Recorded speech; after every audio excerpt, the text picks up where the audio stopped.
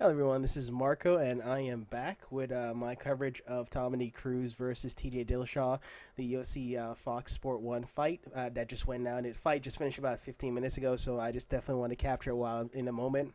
And so if you haven't seen the fight, Domonick Cruz won. It was a very close fight, as I thought it would be. I didn't think it would be finished by knockout, or if it was finished by knockout, that TJ Dillashaw would win. And in my prediction video, if you saw that, I actually thought that Dillashaw was going to win based on statistically speaking, and if Domonick Cruz had ring rust. However, Domonick Cruz did not display any ring rust and came back looking like he didn't even miss a day.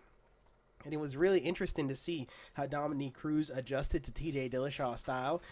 In the first round, TJ Dillashaw was very, very aggressive. Actually, in the first 2 rounds, I'd say he was really aggressive, and it looks like he was trying to knock Domonick Cruz's head off. And that's where Domonick Cruz's style really, his counter style really plays into that, because he was able to avoid so many strikes from TJ Dillashaw that he literally, it was like he was putting on a clean. I mean, yes, TJ Dillashaw did hit him more than any other opponent, and that is true. However, overall, it looks like TJ Dillashaw was getting very frustrated with not being able to connect a lot of shots, and he actually said that his percentage at the end of the second round was about 28% strike percentage, which is lower than what he normally hits somebody with. So Domonick Cruz's style is definitely hard to emulate, and you could tell that TJ Dillashaw was really frustrated after the first 2 rounds. The first round was I give to Domonick Cruz. All the rounds were pretty close, except for like maybe round 4, which was clearly TJ Dillashaw, but round 1 was really close.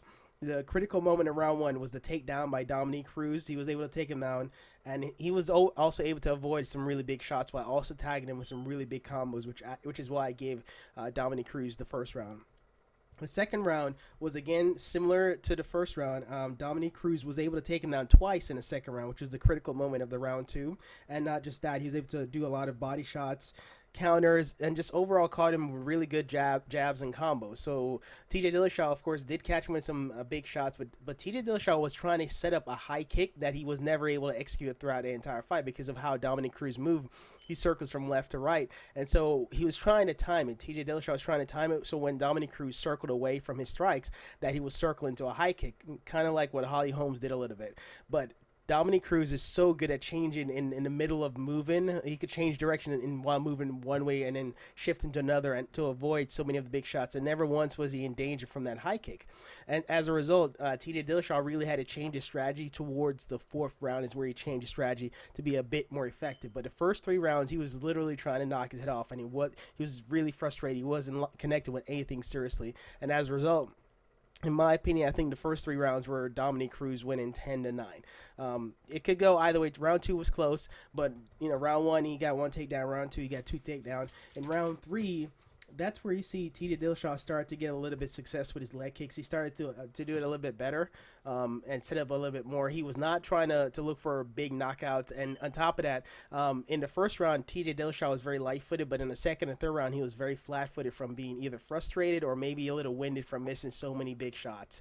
And overall, TJ Dillashaw, it really looked like he didn't really have much to do really counter Domonick Cruz's style by the 3rd round. And I thought it was going to go that way, but then he made a drastic change in the 4th round and actually was able to set up a few takedowns, as well as not just takedowns, but also to catch a really big leg kick in the 4th round. That was the change in I guess the tipping point for TJ Dillashaw, is that he was able to land a really good leg kick. And the reason why he landed is because he was actually using his combos, which is he wasn't doing that in the first 3 rounds. In the first 3 rounds, he was just looking for big shots to just drop Domonick Cruz, to try to end him fast. Whereas in the 4th round, he started setting up his combos and using it with more fluidity in order to land some of his big shots. And really, had he been doing leg kicks from the first round and setting up as a part of his combo chain, he probably could have retained his title. But he was so amped up, he was so emotional, he didn't even touch gloves at the beginning of the fight, that he really just wanted to end this fight quick.